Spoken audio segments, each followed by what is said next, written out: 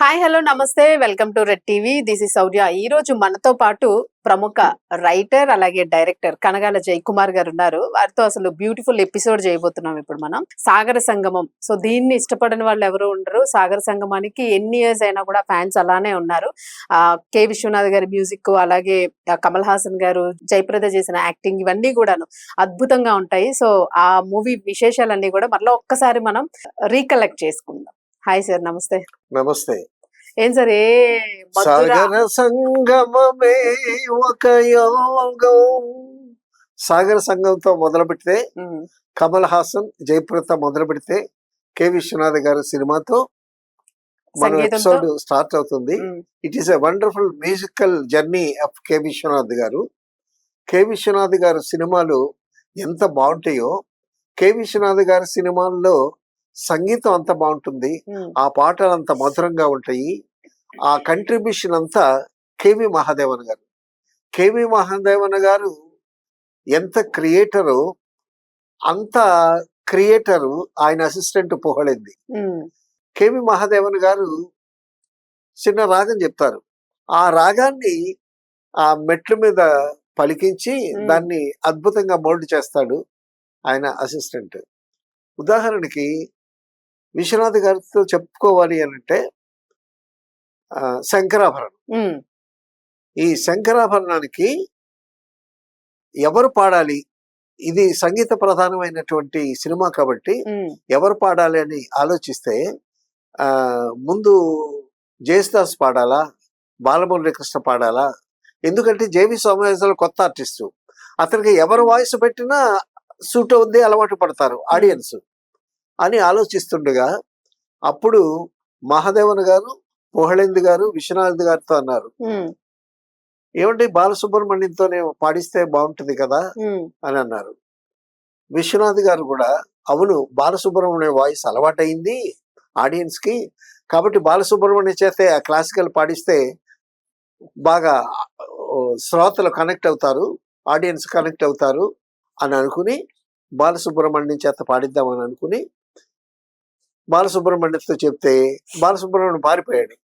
అమ్మో ఇది classical music cinema, నేను కాదు వేరే వాడి చేత చేయండి అని అంటే అప్పుడు పొగళైంది ఆయన్ని ముద్దుగా అప్పు అంటాం. కేవి మహాదేవన్ గారి అసిస్టెంట్ పొగళైందని అప్పు అంటాం. ఆయన వెళ్ళి బాలసుబ్రహ్మణ్యాన్ని కన్విన్స్ చేసి పాడిస్తే ఒక అద్భుతమైనటువంటి శంకరాభరణం మూవీ వచ్చింది.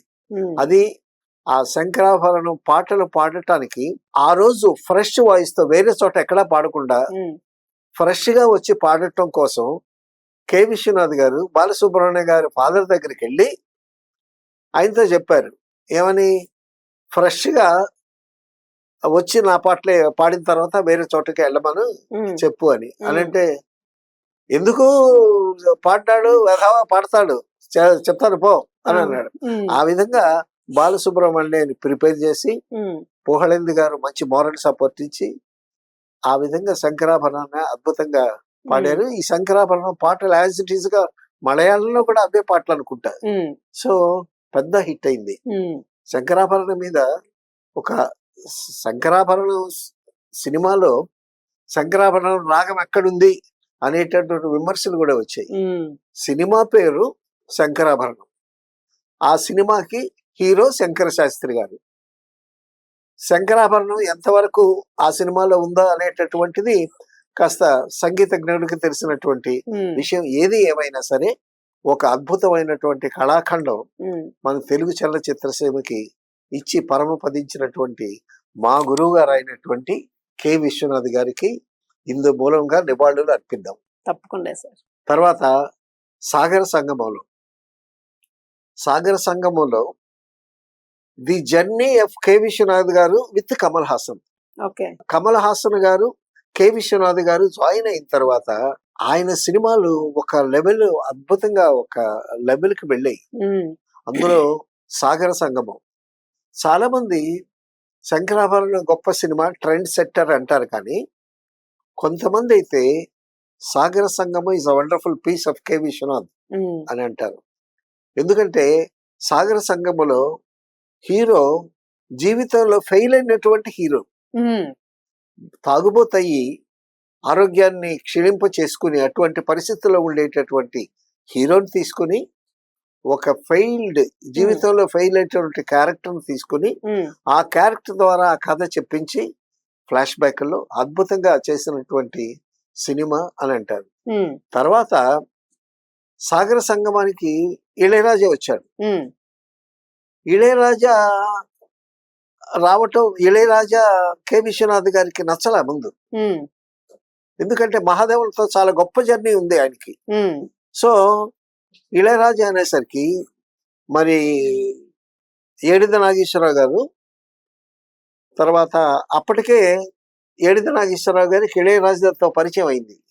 ఆ పరిచయంతో అంతకుముందు వంశీ సితారా సినిమా చేశాడు, ఇళయరాజా పరిచయం అయింది, సితారాలో మంచి మ్యూజిక్ ఇచ్చాడు. ఈ విధంగా తర్వాత ఇక్కడ ఒక విషయం చెప్పుకోవాల్సింది ఏంటంటే శంకరాభరణంతో ఏడిద నాగేశ్వరకి కె విశ్వనాథ్ గారికి చిన్న పొరపచ్చాలు వచ్చాయి. ఎందుకంటే అమెరికా ఒక సంస్థ ఇన్వైట్ చేసింది ఈ శంకరాభరణ యూనిట్ ని. అప్పుడు ఫ్లైట్ టికెట్స్ బుక్ చేశారు. ఫ్లైట్ టికెట్ బుక్ చేస్తే అందరికి చీఫ్ టెక్నీషియన్స్ అందరికి ఫ్లైట్ టికెట్స్ బుక్ చేశారు. కేవి మహాదేవన్ గారి అసిస్టెంట్ అయిన పుహళేందుకు మాత్రం టికెట్ బుక్ చేయలే. అప్పుడు కేవి మహాదేవన్ గారి కోపం వచ్చి నేను రాను అని చెప్పాడు. సో గురు శిష్యుల బాండేజ్ అంత అద్భుతంగా ఉండేది అనమాట. అంత ఆ గురు శిష్య భావనే కాకుండా ఆ పుహళేంది కంట్రిబ్యూషన్ కూడా అంత చాలా గొప్పగా ఉండేది. పుహళేందికి కూడా మ్యూజిక్ డైరెక్షన్ ఛాన్స్ ఇచ్చారు కె విశ్వనాథ్ గారు. లాస్ట్ ఫిల్మ్ అది తను చేసినా సరే అప్పటికి కేవి మహాదేవన్ గారు అనారోగ్య పరిస్థితులు ఉండటం వల్ల అంతా మొత్తం తానే చేసి మ్యూజిక్ డైరెక్టర్ కె విశ్వనాథ్ గారి పేరే వేశారు. సో సాగర సంగమంలో అద్భుతమైన అసలు సాగర సంగమంలో ఇళయరాజా మ్యూజిక్ ఏమని చెప్పము, ఆ నూతి గట్టు మీద తకిటి తదిమి తందాన ఆ స్టెప్స్ వేయటం, ఆ పడిపోతాడేమో అని ఆరాటం, అక్కడ జయప్రద ఆరాటం, ఇక్కడ ఆడియన్స్ ఆరాటం, పైన వర్షం తర్వాత మధ్యలో మందు తాగటం. సో ఎంత అద్భుతంగా ఒక పాట లిరిక్, తర్వాత దానికి తగ్గ మ్యూజిక్, తర్వాత దానికి తగ్గ అట్మాస్ఫియర్, వర్షం పట్టు, ఈ జయప్రద భయం, ఇవన్నీ ఒక ఆరాధన ఉంది. ఆరాధనలో నుంచే ఆరాటం. కాబట్టి అవన్నీ మిళితమై ఆ సీన్ ఎంత గొప్పగా రక్తి కట్టిందో. ఇక్కడ ఒక విషయం చెప్పుకోవాలి. కమల్ హాసన్ కి జయప్రద ఒకసారి ఫోన్ లో ఏం చేస్తున్నారు అని ఏదో అడిగితే కమల్ హాసన్ చెప్పాడు ఏమనంటే, విశ్వనాథ్ గారు నాకు ఫోన్ చేసి కమల్ హాసన్ ఎంత గొప్పగా యాక్ట్ చేసావయ్యా అని అంటున్నాడు ఆయన. నేనేమో ఎంత గొప్పగా డైరెక్ట్ చేశారండి అని అంటున్నాను నేను. కాబట్టి మా సినిమాలు మేమే చూసుకొని మమ్మల్ని మేమే అప్రిషియేట్ చేసుకుంటున్నాం అని అన్నాడు. ఎంత గొప్ప విషయం అది.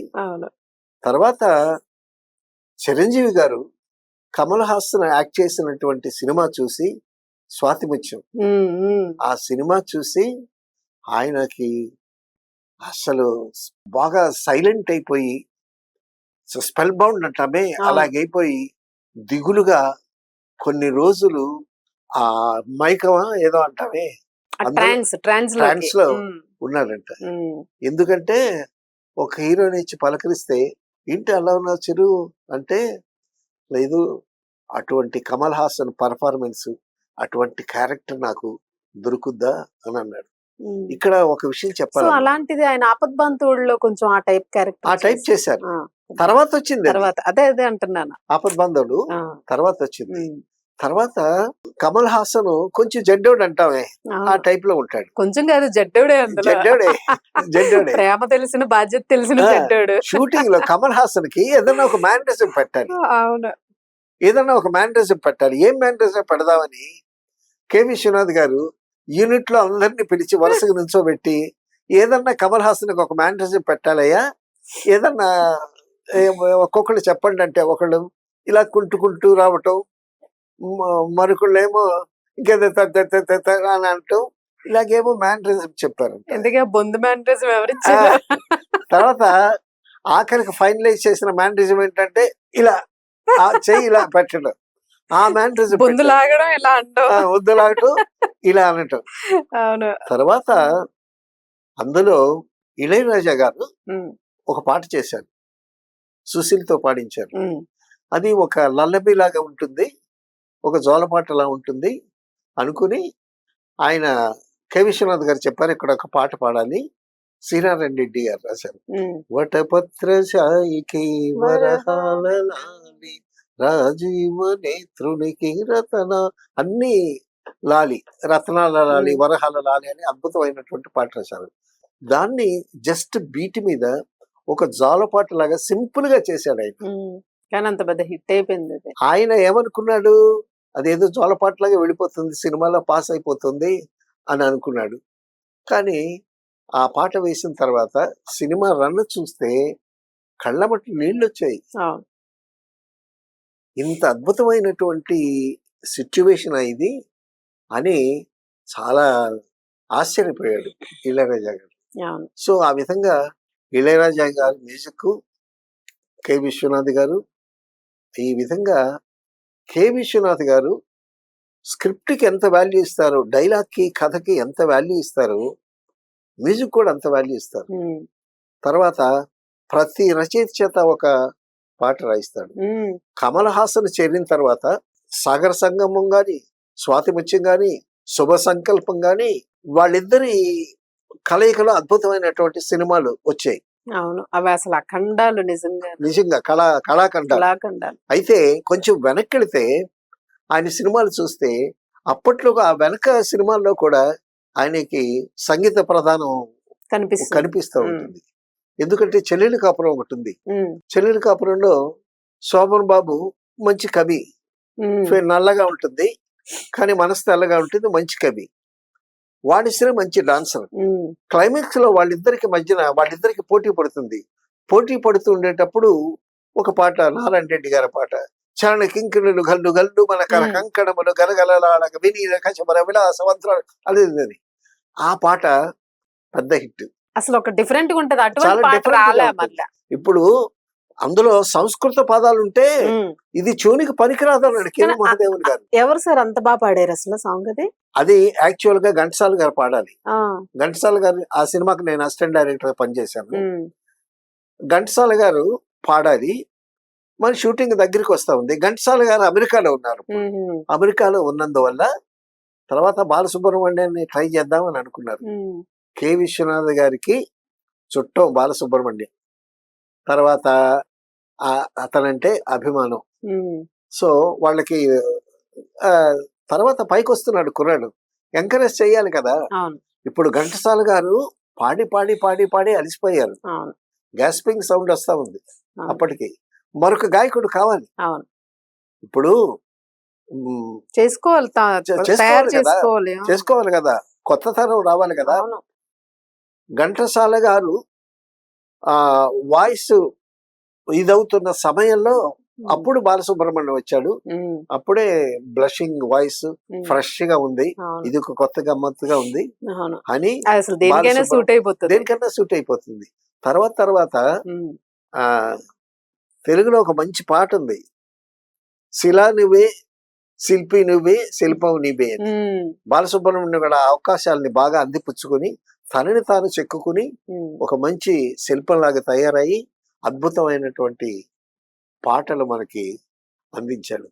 అంతకుముందు చెల్లెలి కాపురం ఆ టైంలో, తర్వాత జీవన జ్యోతి అని ఒక సినిమా చేశాడు విశ్వనాథ్ గారు. అందులో అది కూడా కెవి మహాదేవనే. అందులో వాణిశ్రీ ఒక పాట పడుతుంది, జు జు జు జు జు జు జు జు జు జు ముద్దుల మా బాబు నిద్రవుతున్నాడు, సద్దు చేశారంటే ఉలి కొలికి పడతారు అని. ఆ పాట వింటూ ఉంటే హృదయం ద్రవిస్తుంది. ఆ సిచ్యువేషన్ అట్లాంటిది. అలాగే సిరిసిరిమములో ఎంత అద్భుతమైనటువంటి పాటలు. అందులో ఆ సిరిసిరిమములో జుమ్మంది నాదం పాట జుమ్మందిన పాట వినని వాళ్ళు లేరు, అవును. అది తెలియని వాళ్ళు లేరు. అసలు మళ్ళా అటువంటి ట్యూన్స్ లేవు సార్. ఒకసారితో అక్కడ క్లోజ్ అంతే ఆ ట్యూన్. అదే ఇదే దాన్ని బీట్ చేసేవి మళ్ళా రాలే అవును. ఏ పాట అయినా. తర్వాత అందానికి అందం పుత్తడి బొమ్మ అని ఒక పాట. ఈ పాట చేసేటప్పుడు ఈ నిర్మాత తాలూకా ఊరు పసలపూడిలో షూటింగ్ పెట్టాం. ఈ పాట జరిగేటప్పుడు చంద్రమోహన్ జయప్రదని పల్లకిలో పంపిస్తా ఉంటాడు పెళ్ళైన తర్వాత. అప్పుడు పాడతాడు, అందానికి అందం ఈ పుత్తడి బొమ్మ, అందరికీ అందనిది పూచిన కొమ్మ అని. ఆ పాట పాడేటప్పుడు జనాలు చాలా మంది జనాలు వచ్చారు. అక్కడ రా దిగిరా దిగి నుంచి భూమికి దిగిరా అనే పాట ఒకటి, తర్వాత ఈ శ్రీరామ నవమి సంబరాల్లాగా ఒక పెద్ద గ్రూప్ సాంగ్ అదంతా పెట్టి ఒక పాట చేసాం. ఆ పాట చేసేటప్పుడు జనాలు మూగిపోతున్నారు. పసలపూడిలో షూటింగ్, నిర్మాత ఊరది, చింతాడు రామకృష్ణారెడ్డి గారి ఊరు. ఆ ఊర్లో జనాన్ని నెడతా ఉంటే ఆ షూటింగ్ చూడడానికి వంశీ వచ్చాడంట. నేనేమో వంశీని వెనక్కి నెట్టానంట. అయ్యో, ఆయన మెడ్రాస్ వచ్చి నేను షూటింగ్ వస్తే మీరు నన్ను వెనక్కి నెట్టారు అని అన్నాడు. నేను వెనక్కి నెట్టబట్టి నువ్వు గొప్ప డైరెక్టర్ అయ్యావయ్యా అని అన్నా. అలాగా సిరిసిరిమూలో పాటలు, సీతామహాలక్ష్మిలో కూడా చాలా అద్భుతమైనటువంటి పాటలు. అందులో దేవులపల్లి కృష్ణశాస్త్రి గారు రాశారు. మహాదేవన్ అంటే ఆ నిర్మాత మురారికి ప్రాణం. మహాదేవను లేకుండా నేను సినిమాలు చేయనని వేరే సినిమాలు తీయటం మానుకున్నాడు ఆయన, మురారి గారు. అందులో దేవులపల్లి కృష్ణశాస్త్రి గారు రాసిన పాట మావి చిగురు తినగానే కోయిల పలికేన, ఆ పాట అది ఎంత హిట్ అయింది. తర్వాత ఆ హీరోయిన్ కొంచెం మూడ్లో ఉండేటప్పుడు అలలు కదిలిన పాటే ఆకు మెదిలిన పాటే అని పాట, అది వింటా ఉంటే హాయిగా నిద్ర వస్తుంది. అటువంటి మ్యూజిక్ మహాదేవన్ గారు, విశ్వనాథ్ గారు వీళ్ళ కాంబినేషన్. సీతామహాలక్ష్మిలో పెద్ద ఆర్టిస్ట్ లేరు, చంద్రమోహన్, తాళ్ళూరు రామేశ్వరి. అవును, మనం గతంలో చేసాం ఆ మూవీ గురించి. అవును, చేసాం. సో ఆ విధంగా సీతామహాలక్ష్మిలో కూడా అద్భుతమైనటువంటి సంగీతం.